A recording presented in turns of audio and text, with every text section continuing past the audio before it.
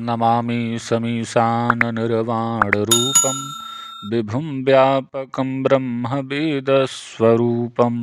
शाम्ब सदाशिवाय नमः। ग्लौं नमः। गंगणपतये नमः। समस्त गुरुजनों को प्रणाम, समस्त आचार्यों को प्रणाम, समस्त इष्ट मित्रों को बहुत बहुत साधुवाद। वह हमारे साधु संत महात्मा जो रस ज्ञान रखते हैं और इसके माध्यम से समाज की सेवा करते हैं, उन्हें हम कोटि कोटि प्रणाम करते हैं। हमने पहले जो प्रैक्टिकल डाला था वो तोरस मोरस पे था। एक भाई ने हमसे कमेंट करके कहा था कि आप तोरस नहीं जानते, मोरस नहीं जानते, आप कमेंट करके लोगों से जानने की इच्छा रखते हैं। तो भाई मैं ये कहना चाहूँगा कि आप में से जिसको भी यह ज्ञान हो तोरस क्या है, मोरस क्या है, तो कमेंट के माध्यम से कभी न बताएं, ताकि यह ज्ञान जो है उपद्रवियों के हाथ में न लग जाए। हमें इन सब चीज़ों की जानकारी है, लेकिन मैं पात्र को ही दूंगा। ये मेरा मेरे गुरु के द्वारा ये मैं वचनबद्ध हूँ। आदमी तीन प्रकार के होते हैं, सात्विक, राजस, तामस। तो सात्विक लोग जो है समाज के लिए अच्छे हैं और बाकी लोगों की तो बात ही क्या कहना। आइए ग्रंथ को प्रारंभ करते हैं। काफ़ी समय हो चुका है और आगे नहीं बढ़ा पा रहे हैं ग्रंथ को, तो आइए अब ग्रंथ को आगे पढ़ा जाए, आगे बढ़ाया जाए। तो पिछले पृष्ठ में हम लोगों ने पढ़ा था कि भृंगराज को लाकर उसको सुखा के उसके आधे मात्रा में काले तिल को मिला के उसका चूर्ण करते हुए उसको नित्य प्रति भक्षण करना है, तो उससे आदमी को निरोगी काया मिलती है। मात्र 1 महीने के प्रयोग से, मास मात्र प्रयोगेन सर्वरोगान विमुच्यते, यानी कि 1 महीने के मात्र प्रयोग करने से, खाने से सारे प्रकार के जो रोग हैं वो शमन हो जाते हैं। फिर आगे यहाँ से बढ़ा जाए। अब आगे कहते हैं, दुग्धान भोजनात् सम्यक चिरंजीवी भवेन्नरः। कहने का तात्पर्य ये है कि हमारे रसाचार्य कहना चाहते हैं कि केवल आप भृंगराज के चूर्ण को ही खा के चिरंजीवी नहीं रह सकते हैं, केवल उसको ही खाने की बात नहीं है, उसके साथ में आहार व्यवहार भी आपका सही होना चाहिए। दुग्धान भोजनात् सम्यक, यानी कि दुग्ध का प्रोटीन इत्यादि भोजन भी सही होना चाहिए। इस तरीके से अगर जो इस कल्प को खाया जाए, इस चूर्ण को खाया जाए, तो आदमी चिरंजीवी होता है। फिर आगे कहते हैं, पलान भृंगराजस्य साद्रान कृष्ण तिलान्वितान। उसी बात को पुनः यहाँ बताया जा रहा है। बरामासेषु प्रभुंजानो मुच्येत पलितैर्नरः। अर्थात ये 6 महीने तक, उसी बात को यहाँ पुनः हमारे रसाचार्य कहते हैं, पल्लवान भृंगराजस्य, अर्थात कि जो भृंगराज का पत्ता है, पल्लवान भृंगराजस्य साद्रान कृष्ण तिलान्वितान, अर्थात उसके पत्ते चूर्ण सबको लेके वह उसको खाया जाए। कितने महीने तक? तो 6 महीने तक। वरामासेषु, यानी कि 6 महीने। प्रमुंजानो मुच्चेत पलितैर्नरः, अर्थात वृद्धावस्था उस व्यक्ति को नहीं आएगी, उसका जो बल पौरुष है वो कभी घटेगा नहीं, वो अस्थाई रहेगा। इसी तरीके से वह व्यक्ति चिरंजीवी हो जाता है। फिर आप आगे कहते हैं कि इसको बनाने के समय कौन कौन से मंत्र हैं, इनके कौन से देवता हैं, उनके बिना अनुमति के आप यह न करें।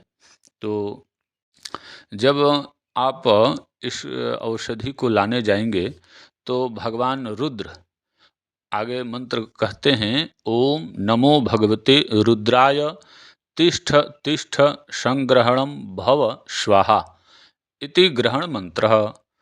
अर्थात यह पौधे को लाते समय इस मंत्र का जप करना चाहिए। इस औषधि के अधिष्ठात्र देवता भगवान रुद्र हैं, तो भगवान रुद्र से प्रार्थना करते हुए इस मंत्र का जाप करते हुए ही इस औषधि को लाना चाहिए। आगे आलोढ़ कैसे करना है?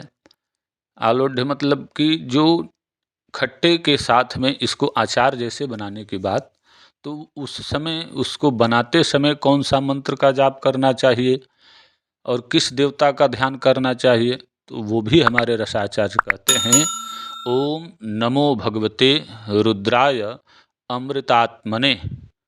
यह जो मंत्र है, इससे जब उसको नींबू के साथ में जब आलोढ़न करेंगे, मिलाएंगे, तो इस मंत्र का पाठ करना चाहिए।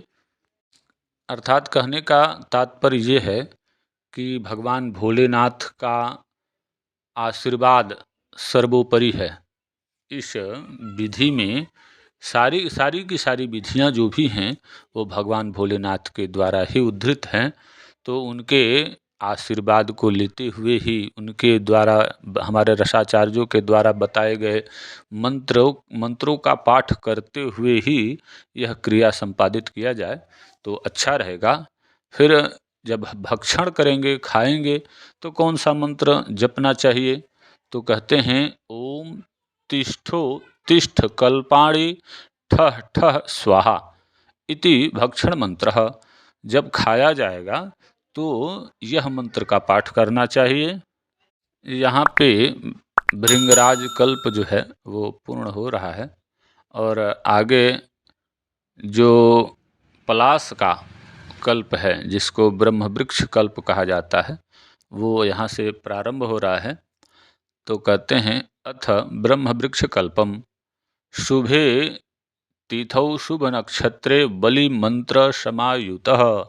अब यहाँ ध्यान देने की बात है कि शुभे तिथौ शुभ नक्षत्रे, यानी कि शुभता का ध्यान देते हुए, शुभ तिथि हो, शुभ नक्षत्र हो, शुभ वार हो, शुभ काल का चयन करते हुए बलि मंत्र समायुतः। अब यहाँ बलि मंत्र क्या होगा?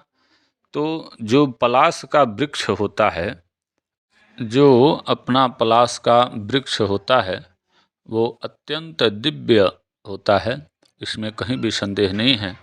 तो इसके जो अधिष्ठात्र देवता हैं, तो ब्रह्मा, विष्णु, महेश, इनके अलावा क्षेत्रपाल, भैरव, ये लोग भी होते हैं। तो कहने का मतलब ये है कि सत्य, रज, तम, तीनों प्रकार की शक्तियाँ पलाश में निहित होती हैं और इसी प्रकार के उनके रक्षक भी होते हैं। तो इसीलिए बलि मंत्र, बलि देने की बात है, नारियल इत्यादि उसके साथ में जिसका बलि दिया जा सके, इसको ले जाके और उसके बाद प्रार्थना करते हुए और उनसे अनुमति लेते हुए ही इस वृक्ष को लाना चाहिए। आगे कहते हैं, ब्रह्म वृक्षस्य पंचांगम छाया शुष्कम विचक्षणा। अर्थात ब्रह्म वृक्ष को, पलाश के पौधे को लाकर पंचांग, यानी कि उसके जड़ से लेके पत्ते, तने, सब कुछ ला कर के और छाया में, छाया शुष्कम विचक्षणा, अर्थात कि यह विलक्षण कार्य जो है छाया में सुखा के करना चाहिए। आगे कहते हैं, समध्वाज्यम लिहित कर्षम वरामासेन जयेत। अर्थात उसको चूर्ण करते हुए कर्ष मात्र, थोड़े थोड़े मात्रा में उसको अगर जो कोई खाता है, वरामासे अर्थात कि 6 महीने तक, तो जयेत, वो विजयी होता है। किस चीज़ पे? तो जीवित वर्ष सहस्रैकम दिव्य कामो महाबलः। अर्थात वो व्यक्ति सहस्र वर्षों तक जीवित रहता है, महापराक्रमी हो जाता है, बलवान होता है और हर तरीके से उसका जो शरीर है वो पुष्ट हो जाता है।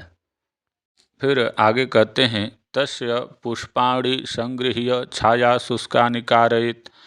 उसी वृक्ष के, पलाश के वृक्ष के फूल को, तस्य पुष्पाणि संगृह्य अर्थात उसके फूल को ला करके, छाया शुष्कानि कारयेत्, छाया में उसको सुखा लिया जाए।